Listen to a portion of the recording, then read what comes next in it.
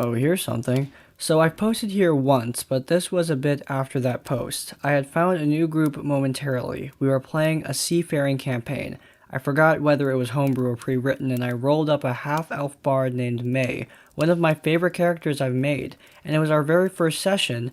She was killed, in the DM's words, bound in her sleep and thrown overboard to drown after an argument with one of the crewmates. So next I made a gnome wizard named Alston Baron, in which died because of an attack from shark people, which I'm pretty sure is homebrewed, and they all targeted him even after going down. And my third and final character was a half-elf orc named Agorok Molag, who died to something I can't say because all I was told was to roll a dexterity saving throw. I failed and was told that Agorok was killed. After that, I left the group, and I never got an answer as to why I was killed in every session, but I think the DM just had it out for me. You think the DM just had it out for you?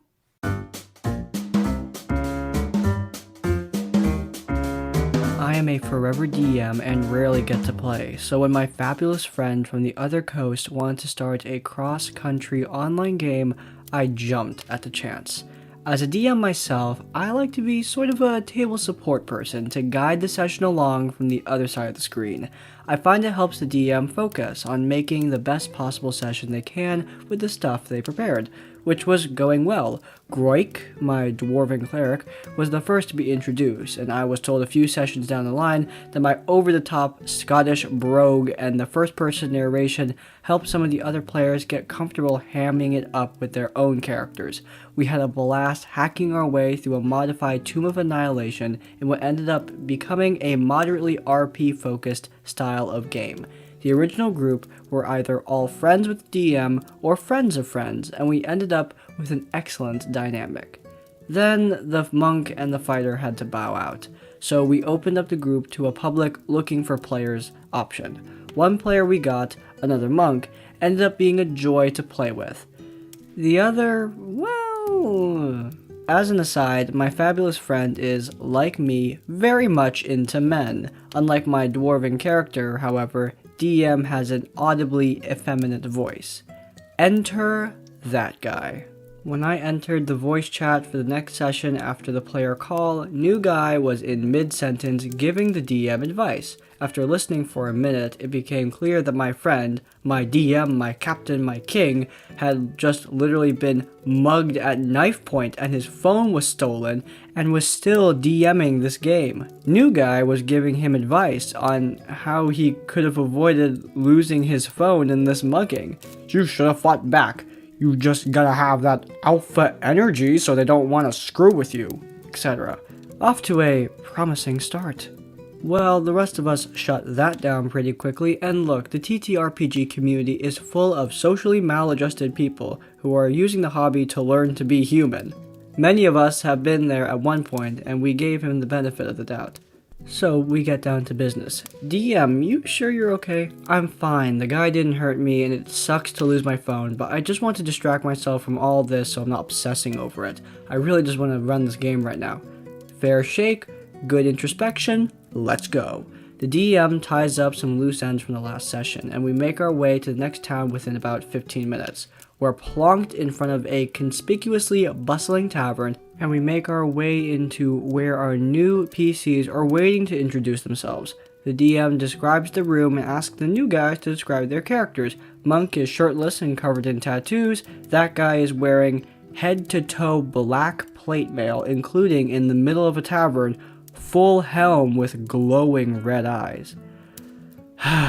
Engage table support. Let's get this edgelord to open up and make himself more comfortable.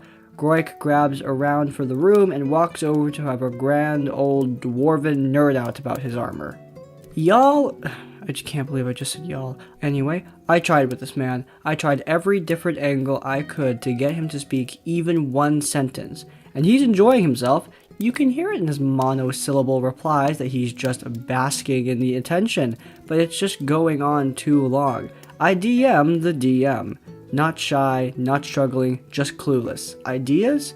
And I figure I'll stall for a few seconds so he can check TG's character sheet for a good hook. Now, I'm already many minutes of entitled spotlighting deep, so I'm getting a bit rustled. I decide to go out of character and level with him.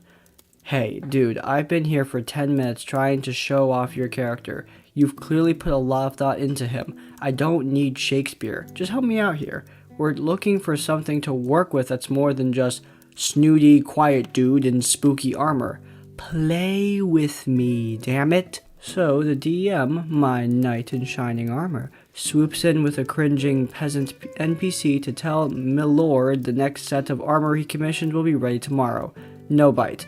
That guy has missed the memo. He waves them off with a curt dismissal, turns back to my dwarf, and adds nothing. I throw one last, desperate, Hail Salune pass. Ah, you're a noble then. That might explain a might. Oh, this is supposed to be in Scottish, isn't it? Oh, I don't feel like doing Scottish. It's way too late into the night for that. Anyway, this wouldn't happen to be your first foray into the wider world, would it?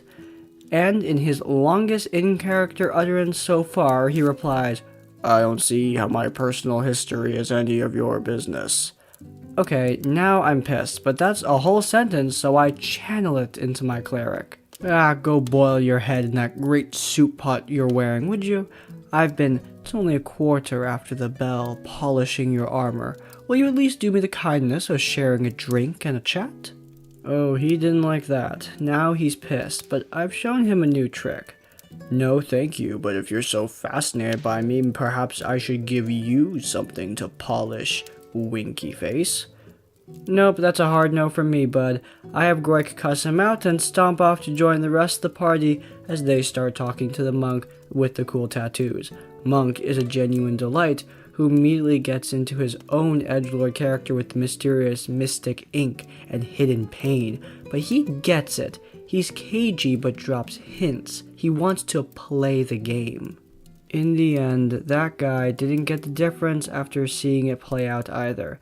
New friend in tow, we made to leave the tavern without Milord of House Edge, who, completely oblivious to the fact that he's given the other PCs no reason to so much as acknowledge his existence, says, Did you not require my blade as well?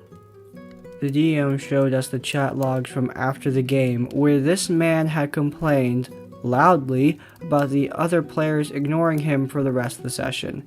DM tried to explain to him that he was coming off the wrong way, and that the other players were uncomfortable because he gave the impression he was content to take the table's attention and give nothing back. If he really wanted to play the man a few words, there's nothing wrong with that, but he couldn't expect the players to just talk him up for nothing once his character was introduced. Why have you got to be such prisses about it? Just let me play my way and you can play yours. Ironically, Milord made a fair point. In point of fact, we did not require his blade. Maybe he found a sheath for it somewhere else. But somehow, I doubt it. We've covered the Edgelord here multiple times, but I think there's something to this story that's kind of unique. Being an Edgelord outside the game during the pre-party banter. The DM told the party about something very serious that happened, and this guy just decided to act demeaning and dismiss it. That is really, really bad. Pre-party banter is great. It helps to establish a rapport before the game starts and helps everyone to get acclimated and in the mood. But if you're an asshole during that pre-party banter, party tension is going to be high. No one's going to be happy. Everyone's just going to have this tense social environment, and playing D&D when everyone's on edge is not fun. It just falls apart very, very quickly. As for the actual in-game stuff, you need to play the game if you're going to play the game. Expecting that people will just listen to you not say anything is a lot to expect. Basically, being an edgelord is usually bad, but being a silent edgelord is the worst thing you can be because it forces the party to try and integrate your character into the plot for the sake of courtesy, but at the same time, you ignore that courtesy and just sit in the corner brooding. That is really, really awful. There's a big difference between the monk who clearly wanted to play the game and this paladin who clearly did not want to play the game, or at least wanted to play the game in a way that was very unplayer friendly. Alright, it's almost 1 in the morning, and I think that this is all I can do. So, if you guys enjoyed this episode of RPG Horror Stories and you want to let me know, then please do leave a like. If you want to see more episodes of this series as well as my other content, then please do subscribe to Crispy's Tavern. And finally, if you want to leave your own thoughts or stories, go down to the comments down below. In essence, like, comment, subscribe. I will see you all next time. Farewell.